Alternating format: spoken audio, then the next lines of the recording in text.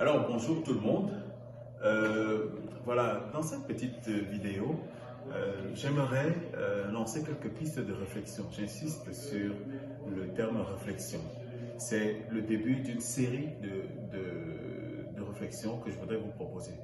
J'aimerais insister sur là-dessus pour d'abord pour dire principalement que je ne propose pas des solutions. Je ne suis pas un thérapeute, mais je nous propose des éléments qui nous permettent de réfléchir. La solution, tu l'as en toi et tu l'as autour de toi. Mais je veux juste t'aider ou nous aider à nous poser les bonnes questions. Pour cela, j'ai noté quelques petites affaires pour nous aider. D'abord, j'aimerais insister sur le fait que tout ce que nous vivons a un impact global, total sur chacun d'entre nous, y compris le confinement. Alors, mais cela peut aussi révéler des crises. C'est des crises par rapport à toi-même et des crises relationnelles. Alors, pour nous restaurer, pour trouver des solutions, c'est comme deux grandes pistes de solutions que je propose. D'abord, une solution par rapport à ce que j'appelle l'hospitalité, c'est-à-dire comment t'accueilles-tu toi-même et accueilles-tu l'autre. Et puis, une autre dynamique, c'est que celle que j'appelle alliance, c'est quel lien développes-tu avec toi-même et avec les autres. Donc, ces deux grandes questions vont accompagner toute notre recherche ces prochains jours.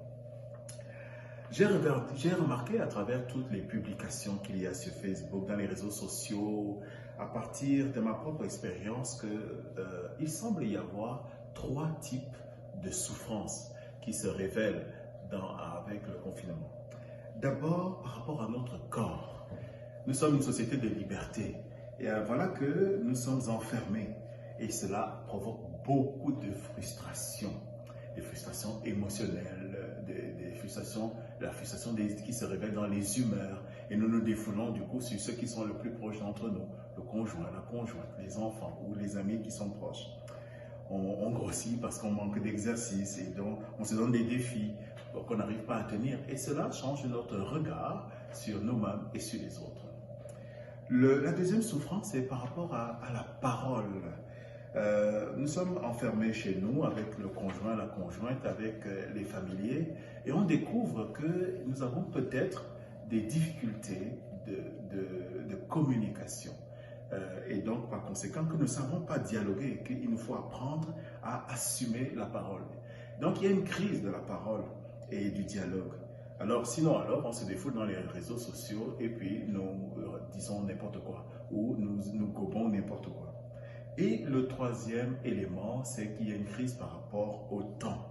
Le temps est vraiment long et tout le monde se pose toujours la question, mais quand est-ce que ça va se terminer? Au fond, ça révèle le fait que nous devons assumer, habiter le temps. Nous devons développer une présence différente parce que la plupart du temps, notre rythme de vie nous a fait juste développer une image qui est de temps en temps de passage dans la vie des autres et qui peut être de passage chez nous. Alors voilà les trois choses sur lesquelles j'aimerais qu'on réfléchisse ces prochains jours. Quel regard je porte sur moi-même et sur les autres? Donc le regard, nous allons travailler là-dessus. Comment assumer une parole dans le dialogue? Nous allons travailler là-dessus. C'est peut-être le prochain, après, nous verrons l'ordre dans lequel on va travailler là-dessus. Et la présence. Quelle présence je dois développer par rapport aux autres? Alors, en tout cas, je peux déjà annoncer que la prochaine vidéo, ce sera sur le regard. Le regard de l'autre, le regard sur l'autre et comment changer de regard pour avancer avec l'autre. Voilà les trois points sur lesquels j'aimerais porter, sur lesquels j'aimerais qu'on réfléchisse.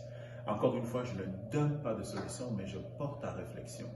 Parce que c'est un travail à faire sur moi-même, c'est un travail à faire avec toi. Tu as remarqué aussi, pour terminer, que bien sûr, je suis prêtre, mais j'essaie de m'adresser à tous. Alors c'est pour cela qu'il y aura des vidéos qui seront spécifiquement chrétiennes et d'autres vidéos qui sont vraiment révélées, ouvertes à tous.